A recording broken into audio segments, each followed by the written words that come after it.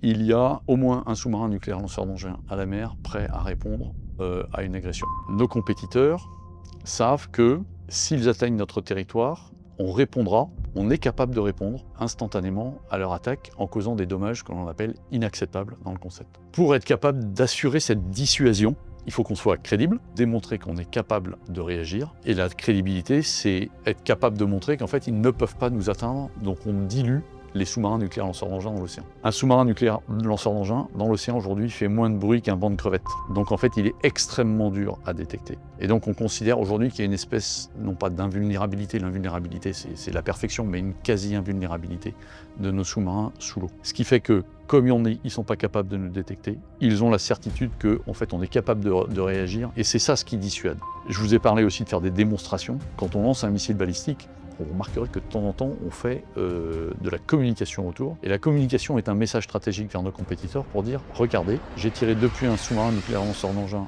un missile balistique qui a été à l'autre bout de l'océan, qui est tombé au bon endroit et qui a délivré la puissance évidemment fictive, parce que là, à ce moment-là, on ne met pas de bombe nucléaire à bord, mais qui permet de démontrer notre capacité réelle à lancer des missiles. » Et tout ça fait que, quand on a un compétiteur et qu'on regarde la France est 100% autonome dans cette situation-là. Elle est capable de réagir, quelle que soit la situation, même si il venait à toucher le territoire français, en fait, on est capable de répondre, et donc ils ne le font pas. C'est ça la dissuasion, c'est une grammaire qui existe et qui fonctionne.